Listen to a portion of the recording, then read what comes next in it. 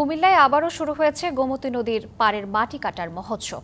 রাত দিন চলছে প্রভাবশালী চক্রের তৎপরতা। প্রশাসনের চোখ ফাঁকি দিয়ে নদীর চর আর বাঁধের বুক ক্ষতবিক্ষত করে নেওয়া হচ্ছে বিপুল মাটি।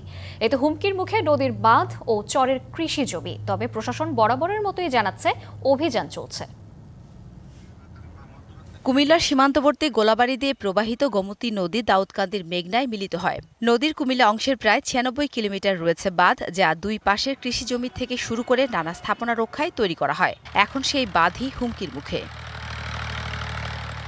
অভিযোগ রয়েছে, জেলার অন্তত শতাধিক স্থানে স্থানীয় প্রভাবশালী মহল রাজনৈতিক ছত্রছায়ায় রাতের অন্ধকারে ভেকো দিয়ে চলছে গোমতীর দুই পাড়ের মাটি কাটার কাজ। শীত মৌসুম এলেই চলে এই মহোৎসব। এসব মাটি যায় ইট ভাটা সহ বিভিন্ন স্থানে।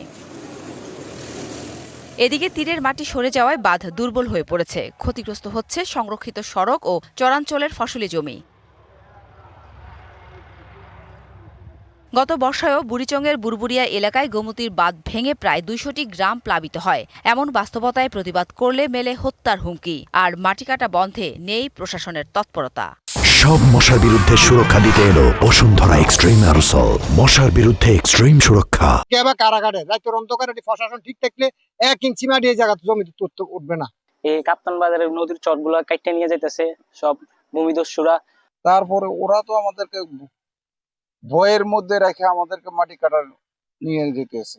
নদীর মাটি রক্ষায় ও সামনের বর্ষায় বাঁধের ক্ষতি থেকে রক্ষা পেতে সবাইকে ঐক্যবদ্ধ থাকার আহ্বান স্থানীয় ইউপি সদস্যের। সবাই মিলে দরকার ছিল। প্রশাসনের তৎপরতা তো আমি পাচ্ছি না, সহযোগিতা পাচ্ছি না। আমি নিজে ৩-৪ দিন আগে এবং কে সিলিন্ডারে নক করে এরপর ২টা গাড়ি আমার ছেলেবেলে দিয়ে ধরাই এরপরে হ্যান্ড ওভার করছি। জেলা প্রশাসন জানিয়েছে, অবৈধ মাটি কাটা ঠেকাতে চলছে যৌথ অভিযান। আমাদের ছিলেন আমাদের ম্যাজিস্ট্রেট, পুলিশ, আর্মির সহায়তা নিয়ে রাত ভোর এটা হয়েছে এবং ২ জনকে ইতিমধ্যে জেল দেওয়া হয়েছে। আমরা লাল মায়ের মাটি নিয়ে কাজ করেছি, সেখানে আমাদের অভিযান ছিল এবং এটা চলছে। সচেতন মহল বলছে, নদীর মাটি কাটা ঠেকাতে পানি উন্নয়ন বোর্ড ও জেলা প্রশাসনের সমন্বিত উদ্যোগের কোনো বিকল্প নেই। DBC news desk.